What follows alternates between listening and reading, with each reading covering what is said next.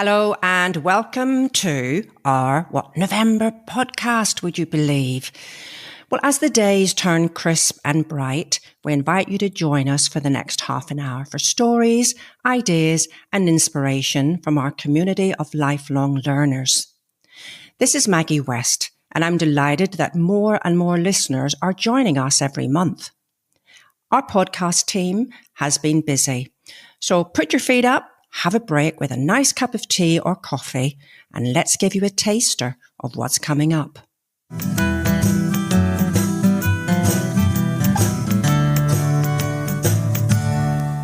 First item we're going to cover is scammers.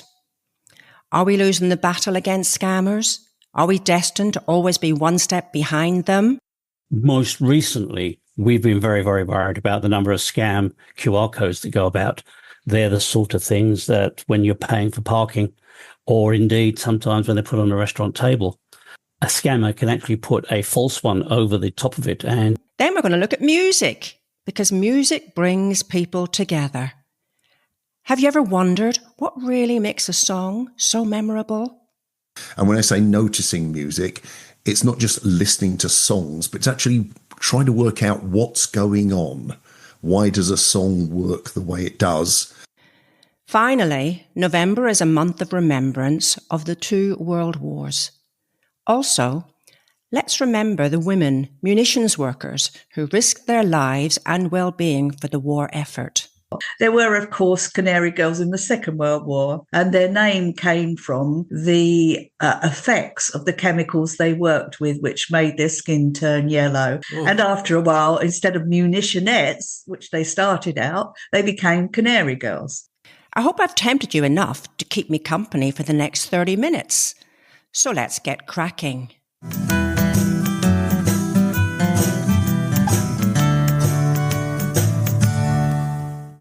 Now, let's look at scamming. Have you ever been scammed? You must know somebody who has fallen victim to scams as well, I'm sure. Very few of our listeners have been untouched by this type of crime. It's increasing in leaps and bounds.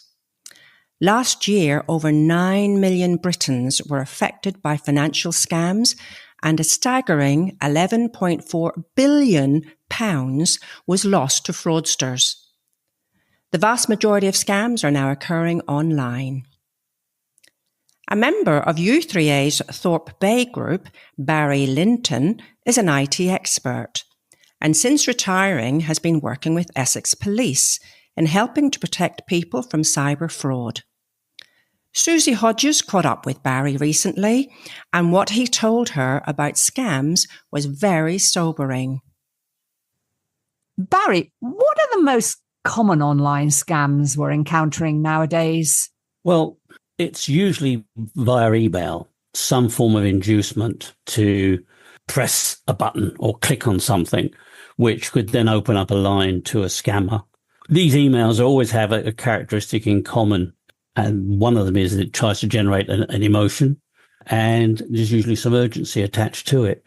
But that's been the common cause for quite a long time. The thing is, when that line is open, when you click something, I can't actually guarantee what's going to happen. Sometimes nothing might happen, and that's even more worrying for other reasons. And which, though, are the scams that are most convincing, that most people are falling for? Well, there's all manner. I mean, most recently, we've been very, very worried about the number of scam QR codes that go about. They're the sort of things that when you're paying for parking, or indeed sometimes when they're put on a restaurant table, a scammer can actually put a false one over the top of it and intercept whatever you try to do. And that has been quite common, or is increasing in common. So what more needs to be done to try to curb this scourge, and how can we as individuals or even companies better protect ourselves? I'm afraid the police strategy and law enforcement strategy throughout the world is education. The sessions which are being done for all demographics, and the ones that I do with u3a and other organisations for our generation, is really to inform people how to spot different types of scams, and they're increasing all the time. It's very, very difficult to actually say what is the best thing to do. Certainly over the years, the banks have done a little bit more to check on who they're opening up accounts for, and the transactions are going through. But in the end, it is down to ourselves to avoid scams and to avoid giving away information that may allow one to be hacked, because hacking and scams, are subtly different. And, well, of course, both members of the u3a, are the elderly more likely to be tricked by the scammers, or all age groups becoming victims of these fraudsters?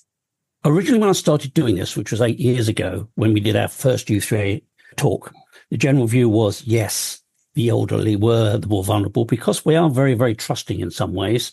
And also we're dealing with something which is quite new. These days, the risks go right the way through the age spectrum. And there are many scams which are aimed at the young and innocent, if you like, particularly money muling. Can you explain what that is? Money muling is where a young person is induced to allow someone else to use their bank account. And actually a scammer then is using the proceeds into that account, then taking the money out again, and then leaving the person saying, oh, here's your reward, here's £500, say. Unfortunately, the banks soon track that poor person down, and they can then find themselves without a bank account for the rest of their lives.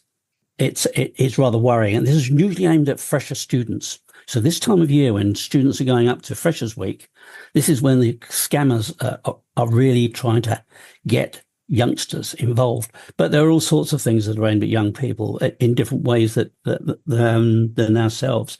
And there's even the more affluent, if you like, well-heeled individuals who are more likely to be attacked or have targeted attacks on them to actually hack them as distinct from scam them, because they're worthwhile trying to get into them.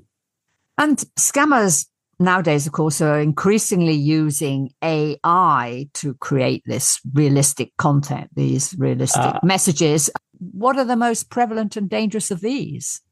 There's many different types of AI, and that's what I'm being increasingly asked about. It's a very, very broad spectrum. There are several different definitions. The two that worry people most, or worrying the industry most, are the deep fakery, which is probably what you're alluding to, where it may appear to be someone you know and you trust, well-known figure, and they're saying something or giving you some advice. You've clicked on something or gone to a website, and it is completely an artificial construct. The other type is what's called deep language learning systems, and the most well-known of these is ChatGPT. Now, that's interesting, going back to your very, very first point, which was about the emails that come through. Usually an absolute dead certain indicator of a scam was the English was not perfect. There were spelling errors or English, but not necessarily as we might use it. Criminals are now increasingly using ChatGPT to put in what they want to have and to have something produced for them in perfect legal corporate English. So it's a very, very wide spectrum, Susan. And there's also, apropos of AI, voice cloning, isn't there? Yes. Yeah, very, very much so. And that comes under the same as the image creation. I would say only 18 months ago, if you were looking at what appeared to be a famous person speaking and it was their voice, you're using your phone, you would not be able to tell the difference. But if you put it on a big screen, you could see there was a lack of synchronization. That's no longer the case.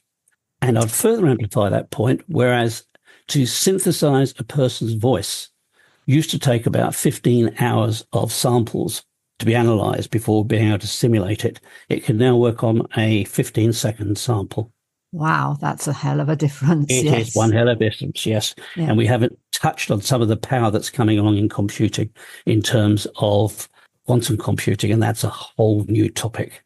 There's a big problem, I gather, with scams of underreporting. People who are scammed, their first reaction is shame. And apparently over 70% don't report. Is that a problem? It is a problem because we're never quite sure how big or how great the scale of losses are. We do know that if you take on a worldwide basis, it's been estimated that the community of criminals involved with this, and you must remember it's international, has a GDP, a gross domestic product of income, which would make it third in the world. They are bringing in huge amounts and can afford the best brains in the world as well, and do use them. And when it came to just Britain, I read that £11.4 billion were lost to scammers in 2024. I mean, that alone also is a staggering figure. Well, that's an upgraded figure. The original figure for 2 years before that was about 3 billion in the UK. But we know that's based on reports that were made to Action Fraud. an organisation run by the City of London Police. As you say, so many people are not reporting it. So it is growing very, very fast indeed. So, given this, are we losing the battle against scammers? Are we always destined to stay one step behind them? We are several steps behind them because they have access to brains, if you like, universities, skilled individuals and technologists, and working overseas that we cannot touch. All we can do is to try and educate people as soon as we know there's something happening or a type of scam, is to include them in our talks. For example, in my talk, I think I make changes to it about every 2 months. I have to add something completely new. That was Barry Linton, an IT expert and a volunteer cyber protection officer with Essex Police. Talking to Susie Hodges, our reporter, it does remind us of the need to keep extra vigilant and be on our guard at all times.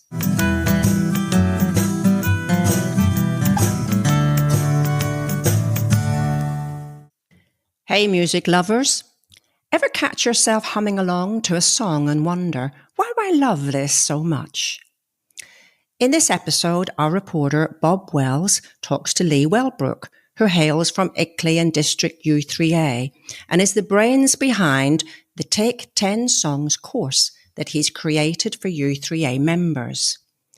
He's diving into what really makes a song tick, from killer guitar riffs to sneaky little song structures that you might not even notice. Whether you're a casual listener or a full-on music enthusiast, you're going to love this one. Let's get into it. Good to see you again, Lee. We're going to talk about music today. First of all, where did your interest in music start, or when did it start? I think it started probably in my very early teens.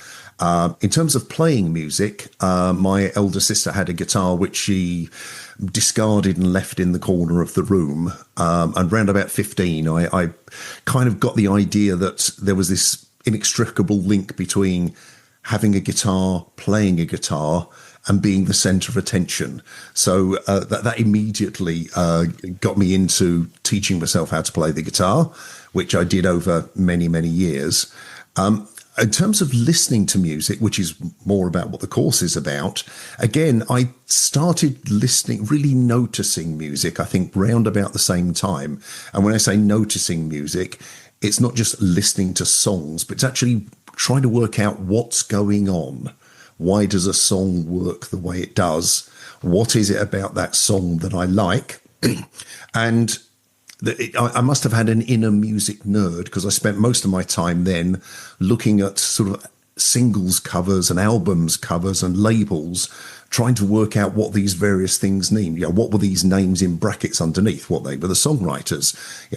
Why does it say that there's someone who was producing the album? What does that do? So all of that stuff sort of sparked an interest in me as to trying to work out the mechanics of music, why it works in the way it does. You've got the Take 10 Songs course for u3a members. Yes. I'd like you, if you will, just to tell us a bit of, an overview of it. But first of all, what inspired you to create it? It was actually a bit of a push from my good lady wife, who's constantly pushing me towards doing more things for the u3a, which I do enjoy. I actually enjoy the researching of the courses and then, standing up and waving my arms around in front of people. What's not to like? But this is one that was also inspired by a film course that I went on, where my wife and I are both avid film buffs. And I went on a university course about, how to look at films. So how to, instead of just watching a film and enjoying it, kind of analysing it as you go in and looking at the camera work, listening to what the soundtrack's doing, looking at the way the camera's used in various angles, all that kind of stuff. So you suddenly start noticing stuff that you wouldn't normally notice if you're just watching the film as a piece of entertainment. And I thought about transferring that into songs. So instead of hearing a song and enjoying it and whistling along to it, maybe take a little bit of a step back and lift up the covers and try and delve into the nuts and bolts underneath that make it work. So this course is an attempt to open up let some sunlight in on the magic, and see what's happening underneath the covers. Can you give us a bit of an overview in terms of how you approach the course, and what can u3a members expect when they enrol on it, Lee?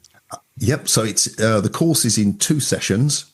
Each one will be about an hour and a half. In the first session, I'll spend about half an hour or so with an introduction to the basic components of popular songs. So the structure of songs: verse, chorus, middle eight, introduction, outro, instrumental breaks, how they're used, where they appear, and examples of those, but also the various things that make songs sound the way they do. So the lyrics, the melody, rhythm, production, arrangement, instrumentation, and so on, dynamics, which is a very key thing in popular music, and trying to talk through a few examples of those. Once we've been through that, we then go through 10 songs, 4 in the first week and 6 in the second week. And each one, I will talk a little bit about the song, its background, who it was written by, when it was recorded, some of the anecdotes about its recording. We'll then listen to the song, and I'll ask people to actually try and move away from just listening to it as this is a song I've heard on the radio, but try and listen a little more deeply to what's going on in the song. And then after that, I'll do a 5-minute recap of some of the key points of the song. What are the things that make it work? What are the things that are unusual about it? Why does it do this halfway through the song? So it's really trying to get people to delve a little bit deeper into it. What I do try and do, apart from a couple of points in there, is try and keep away from sort of deep musical theory.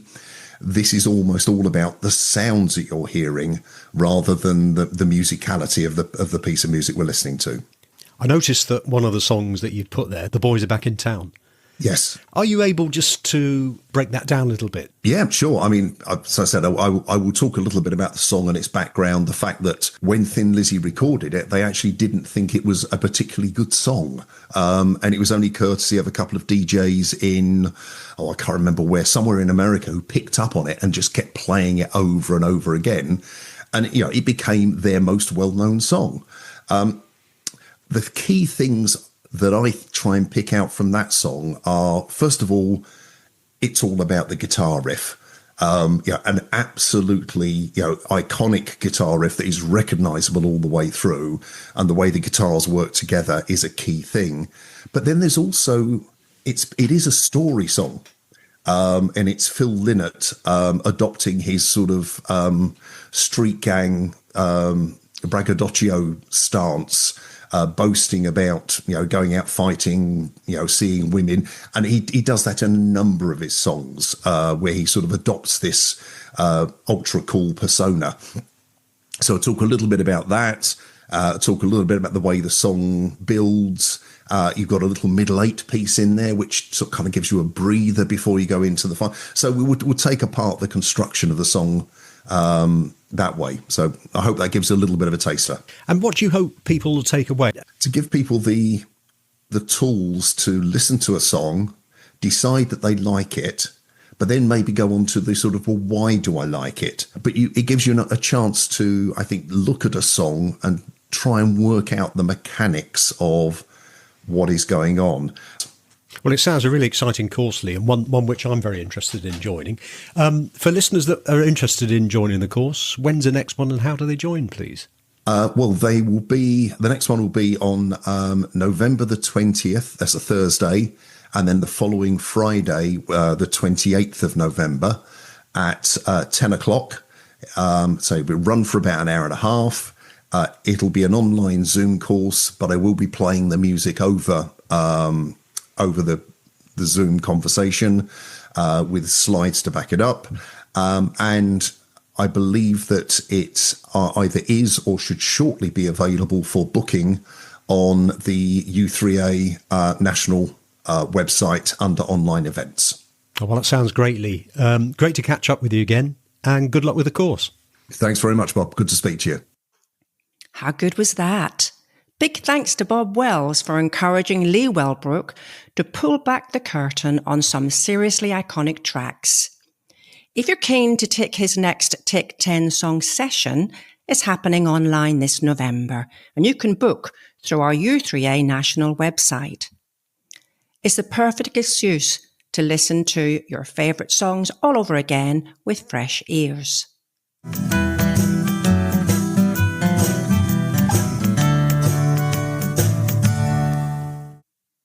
I hope you're enjoying the show. Have you thought about joining us as one of our guests? Do you have a story to tell, a learning experience you want to share with others? Whether it's a fascinating piece of history, a unique hobby, or a topic that's captured your imagination, you could feature in a future episode.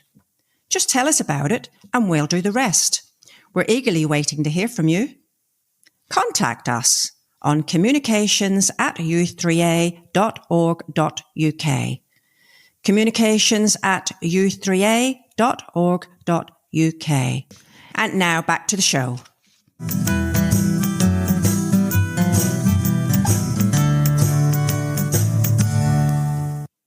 November is the month we remember those who gave their lives in the two world wars, but also those who survived and played vital roles in securing victory for our nation.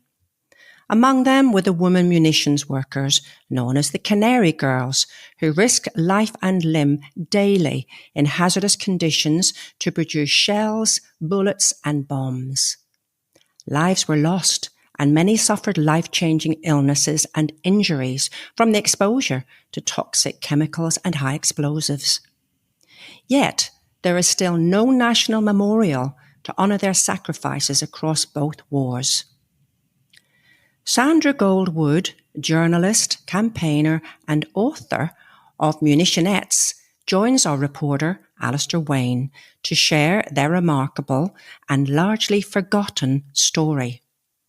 She's also leading the campaign for a permanent memorial to the National Memorial Arboretum. Sandra, thanks very much for joining the u3a podcast. And today you're going to tell us all about who the Canaries were. Yes, Alice. They were munition workers, and they were mainly teenage girls, especially in the First World War. There were, of course, Canary Girls in the Second World War, and their name came from the effects of the chemicals they worked with, which made their skin turn yellow. Oh. And after a while, instead of Munitionettes, which they started out, they became Canary Girls. I mean, I understand there were almost 3 million of them. How were they recruited? Well, firstly, there were 1 million in the First World War and about 1.5 million in the Second World War. They were recruited, especially in the First World War, because most of them were unemployed, because the government shut all the factories and little places where the women worked, even the mills in Lancashire. So many single women were unemployed. And so the government offered them work in munitions. In fact, that was about it. You either had domestic service or munitions. In the Second World War, they had a great deal of trouble getting women to work in munitions because they probably had stories from the First World War. And so it wasn't until they brought in conscription in 1941 that they really were able to fully staff the munition factories around the country. So it wasn't just conscription for men. Going back to the Canaries, what sort of work did they do? Well, once they signed on at the Labour Exchange in First World War, they would be, having to sign the Official Secrets Act, they would be given a railway ticket and a number, and they would be sent anywhere in the country to work in these enormous factories where there were thousands and thousands of women also working. And the kind of work they did was that they manufactured chemical explosives. They mixed and milled chemical explosives, and they filled shells and bombs, bullets, detonators all around this country, 218 factories, and there were thousands more small factories with no regulations. This was the chemicals which turned their skin yellow. And they didn't really get any recognition for this. But despite the risks, they did have lots of fun, because these big factories had dance halls and cinemas as the war went on. So There was lots of good things that come out of it. I understand that they were mixing the TNT or the cordite by hand. Oh, yes. And they were filling shells by hand because it was safer, unbelievably. And the chemicals were powder, and the powders had to be mixed together. So being powder, they floated in the air, which is another reason why many of them got ill. There was quite a lot of hazards and workplace accidents. I understand that the girls weren't allowed to bring in metal objects or matches. And I read a story that one of the girls had a match that fell out of her overalls, and she was arrested and taken to prison. She was, and she died at 20. She was so upset by what had happened to her. And they would have what they call them, like tribunals, which was like a court that they were brought before if they took anything in. And different factories had different levels of punishment. But in the very beginning, the punishments were very harsh. But the poor girls, First World War, can you imagine having to strip down to their undies and somebody inspecting them to make sure they've got no metal on them? In those days, it would have been a very blushing occasion. And then, of course, the hazards of factories that blew up and the girls got gas poisoning. The hazards were extreme, and their clothing was not what you would expect. There was no masks, no gloves in the First World War. They were filling mustard gas canisters, and many, many casualties doing that. The other risk were getting your hands blown off when they were packing detonators, and detonators can be as tiny as a little aspirin, blow up on its own. Sometimes it would blow up when you were handling it.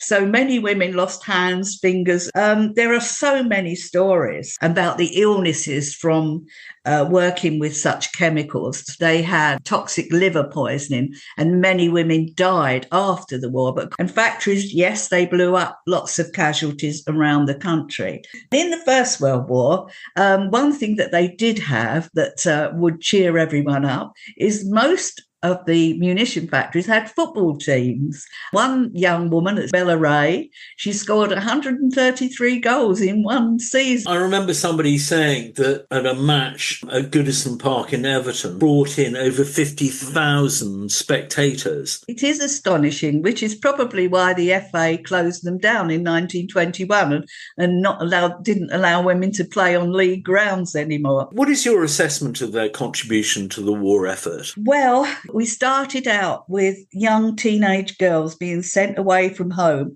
and working in absolutely appalling conditions. Yes, their pay was good, but they had to pay for their board and lodge and all their food. After they'd given all they could, then they were just sent home with a week's pay and a leaving certificate. They got nothing more after the First World War, so they were treated very badly. In the Second World War, of course, that was really the turning point for women generally. But the work that the women did in the Second World War brought them far more respect and showed their abilities to society. And it opened the door, of course, for education to be accessed by all classes, because it was still a class-ridden society. So things really improved. And on that note, you're trying to raise money for a Canaries Girls Memorial Project. There are about 400 memorials, and they're to all sorts. I know they're all to the services, but they're also to the Scouts, to the Rotary Club, and the Women's Land Army, the Bevan Boys. So they need to be honoured with a memorial. Now, there's no reason there shouldn't be one there, because the Arboretum are happy. The only thing that's standing in the way is money. And so that's why I go out doing talks, and that all that money goes into the Canary Girls Memorial Project Fund. And if you look on our website, you can even donate, canary-girls.com.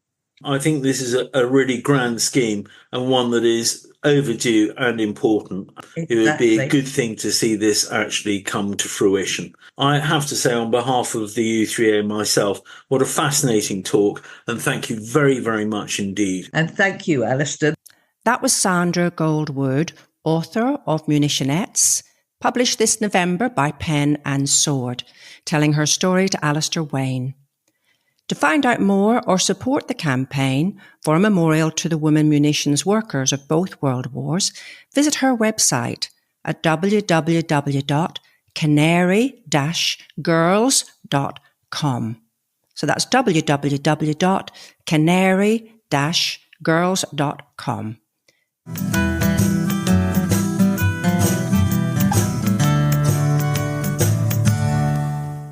Well, what a pleasant half hour that was, with a variety of topics. I hope we captured your interest enough to join us for our December episode, which of course will feature our famous U3a pantomime. Yes, it's that time again. And this year, I'm delighted to tell you that it's Dick Whittington Goes North. And that's a bit intriguing in itself. So we look forward to that, so do join me. Our thanks go, as always, to our reporters, Susie Hodges, Bob Wells and Alistair Wayne. Bob always gets an extra mention for editing and producing to bring it all together. Please do join us next time. This is Maggie West saying cheerio for now. Stay warm, stay curious, and enjoy the season ahead. Until then, take care of yourselves and each other. And I just love saying this. Keep listening.